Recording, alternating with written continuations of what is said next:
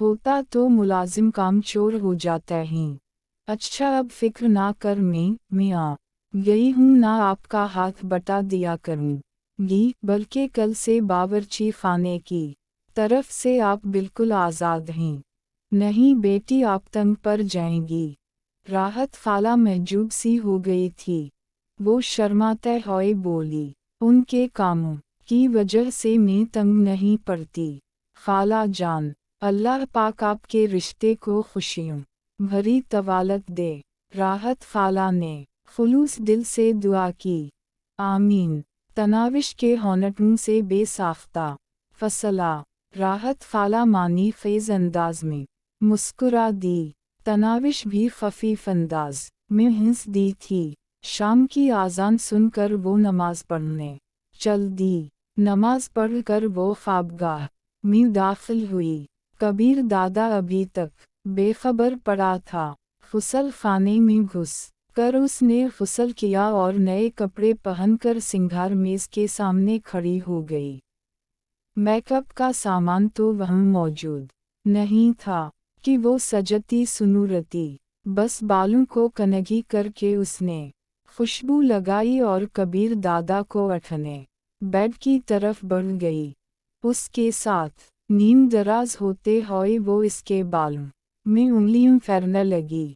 आँखें खलते ही कबीर दादा की नज़र में दीवार से टंगी घड़ी की तरफ उठी। वक्त देखते ही उसने मुंह बनाते हुए बेजारी भरे लहजे में कहा, 7:30 बजने में 20 मिनट रहते हैं। वो हंसी। तो किसने कहा आप उठ जाएं? लेटे रहीं और ये जो मेरे सर में हिल चला रही हो इसका किया? आपको जगाने के लिए ऐसा कर रही हूँ, उठने के लिए नहीं। चंद मिनट मेरा भी तो हक बनता है कि आप के साथ लेटकर दो बातें कर लूं।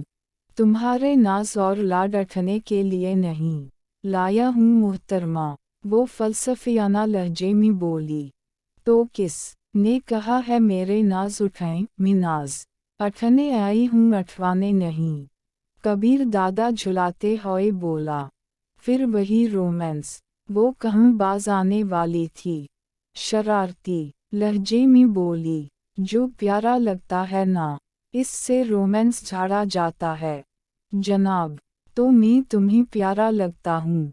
कबीर दादा ने संजीदगी से इसकी आँखों में घोरा। आपको क्या लगता है? उसने अपनी गहरी सियाह आँखें कबीर दादा की तरफ उठाई, जिनमें चाहत का समंदर मौजूद था। दिमाग काम नहीं कर रहा तमधारा। इसकी आँखों में झांकते हुए कबीर दादा को कुछ होने लगा था। वो नजरें चराते हुए उठ बैठा, मगर इसके बेड छोड़ने से पहले तनाविश ने उसे कंधे से पकड़कर पीछे खींचते हुए दोबारा तकिए पर लिटा दिया। अभी तक 7:30 नहीं बजे, आप बिस्तर को नहीं छोड़ सकते? ये चौंचले मुझे बिल्कुल पसंद नहीं समझी। कबीर दादा ने उसे दूर धकेलने की कोशिश की, मगर वो बुरी तरह इससे चमट गई थी।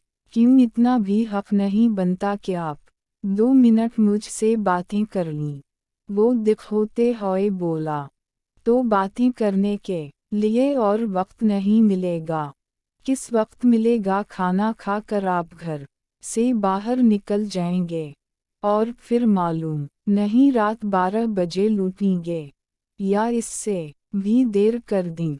अलबत्ता वदा कर यके 10-11 तक लौटेंगे तो जाने देती हूँ। दिमाग दुरुस्त है तमधारा कुछ ज्यादा ही, पर पुर्जा निकालना शुरू कर दिए हैं।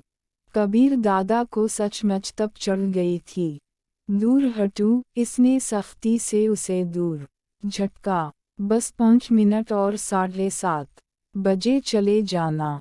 वो ढीठपन से इससे चमटी रही। उफ! उठने का इरादा तर्क करते हुए कबीर दादा ने सर पकड़ लिया था।